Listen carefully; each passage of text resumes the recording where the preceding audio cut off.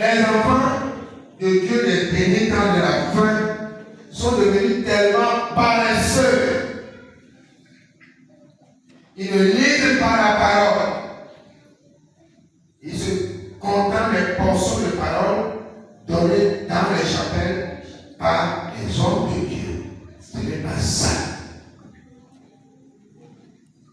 La dernière fois dans la sensibilité prophétique, le Saint-Esprit vous a dit, vous devez être des intimes de Dieu. Être dans la présence de Dieu permanemment. Lire la parole de Dieu. Méditer la parole de Dieu. Méditer encore.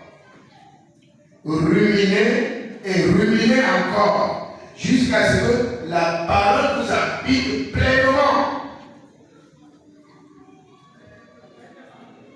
C'est quand la parole habite pleinement que tu peux avoir une langue exercée pour répondre hardiment à ton interlocuteur.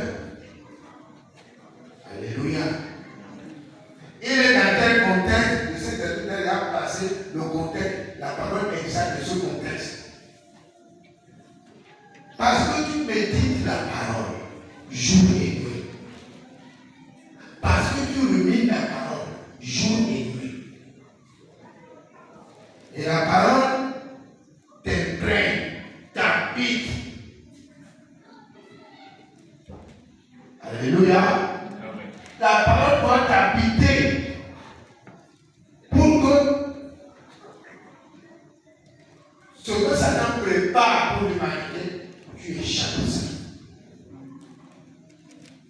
Alors Dieu, qui connaît de quoi nous sommes faits, il nous exhorte à demeurer. Le mot demeurer là, c'est un verbe d'état. Alléluia. Si vous demeurez dans ma parole, vous connaîtrez la vérité. Et la vérité vous affranchit. Tu dois demeurer. Tu dois demeurer. Dans le livre de Josué, chapitre 8, au chapitre 1, au verset 8, il a dit encore une chose fondamentale. J'ouvre les pages, je vais arracher pour que vendredi, tout le monde soit au même niveau pour écouter la profondeur. Alléluia. Josué chapitre 1 au verset 8. Josué chapitre 1, Verset 8, il est écrit. Oui. que ce livre de la loi ne s'éloigne point de ta bouche. Amen. Comme, c'est une interpellation, comme ce livre de la loi ne s'éloigne point de ta bouche. Continue. Médite-le jour et nuit. Amen. C'est moi qui ai écrit ça. Méditer veut dire quoi? Je veux que chaque verbe de cette retraite ici soit bien expliqué en profondeur. Méditer veut dire quoi? Oui, frère Steph, méditer veut dire quoi?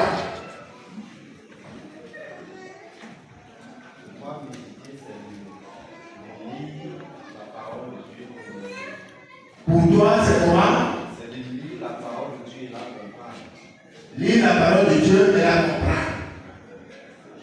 Ça, c'est le first step. Oui. Sèche. Pour comprendre ce que l'auteur veut dire. Pour comprendre ce que l'auteur veut dire. Ça, alloué. La méditation, c'est une réflexion profonde. Une réflexion pour acclamer le Seigneur. Une réflexion profonde. Tu ne t'arrêtes pas à la lettre de la lecture. Tu réfléchis. Tu réfléchis. Tu réfléchis. réfléchir en profondeur pour aller chercher là-bas ce qui est caché. Une méditation profonde. Tu remets. Or, le Seigneur Jésus a dit, mon Père travaille. Moi aussi, je suis venu sur terre, je travaille. Mais pourquoi nous ne travaillons pas? Nous sommes dominés par les soucis de la vie. Nous sommes dominés par les soucis de la vie. C'est les soucis de la vie qui sont pleins dans notre cœur. Or, le cœur doit être rempli de la parole du Seigneur. Tu dois y méditer. Chaque jour, lis la parole. Ce n'est pas fini quand je suis là. Lis. Que ce livre de la loi ne s'éloigne point de ta bouche. Oui. Médite-le jour et nuit. Médite le livre de la loi jour et nuit. Ça veut dire que tu lis la parole.